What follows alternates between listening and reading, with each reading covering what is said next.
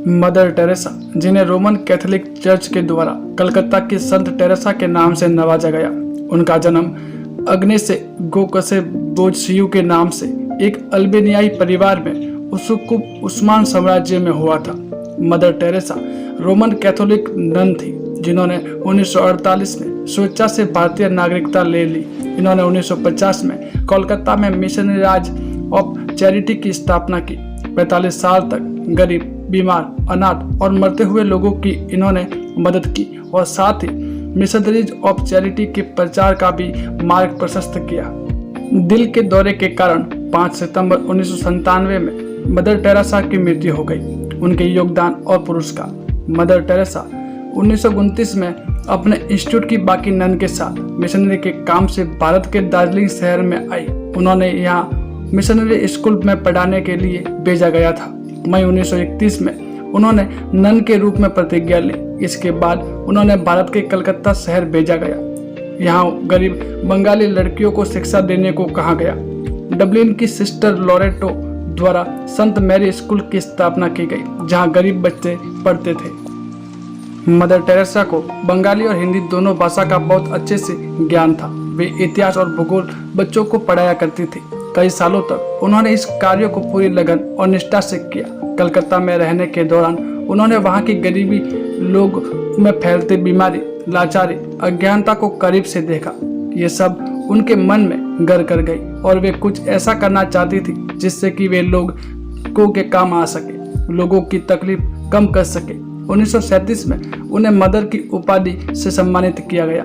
1944 में वे संत Mary school की principal बन गई।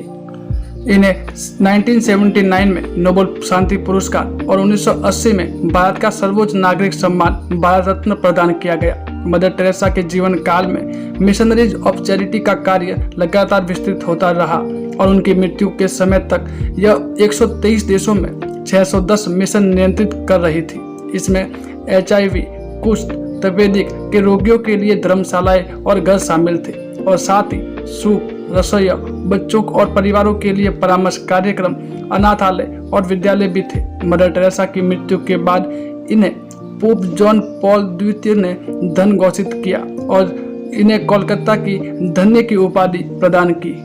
मिशनरी ऑफ चैरिटी 7 अक्टूबर 1950 में मदर टेरेसा के अत्यधिक प्रयास के चलते उन्हें मिशनरी ऑफ चैरिटी बनाने की परमिशन मिल गई। इस संस्था में वॉलंटियर संत मैरी स्कूल के शिक्षक ही थे जो सेवा भाव से इस संस्था से जुड़े थे। शुरुआत में इस संस्था में सिर्फ 12 लोग ही कार्य करते थे।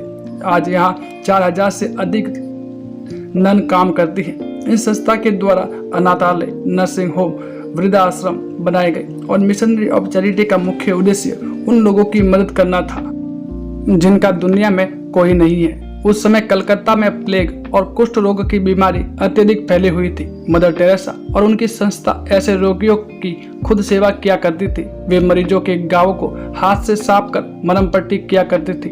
कलकत्ता में उस समय छुआछूत की बीमारी भी फैली थी।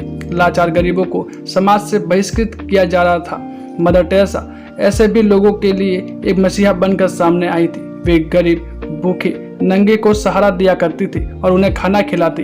1965 में मदर टेरेसा ने रोम के पॉप जॉन पॉल से 6 से अधिक अपनी मिशनरी को दूसरे देशों में फैलाने की अनुमति मांगी। भारत के बाहर पहला मिशनरी ऑफ चैरिटी की संस्था वेनेजुएला में शुरू हुआ। आज के समय में 100 से अधिक देशों में missionary of charity. Mother Teresa के कार्य किसी से छुपे नहीं थे। उनके निस्वार्थ भाव को स्वतंत्र भारत में सभी बड़े नेताओं ने करीब से देखा था। 9 सितंबर 2016 को वेटिकन सिटी के पॉप फ्रांसिस ने मदर टेरेसा को संत की उपाधि से विभूषित किया। मदर टेरेसा के अवार्ड और अचीवमेंट। 1931 में उन्हें पॉप जॉन 23वें का शांति पुरस्कार और धर्म की प्रगति के टेम्पलेटन फाउंडेशन पुरस्कार प्रदान किया गया।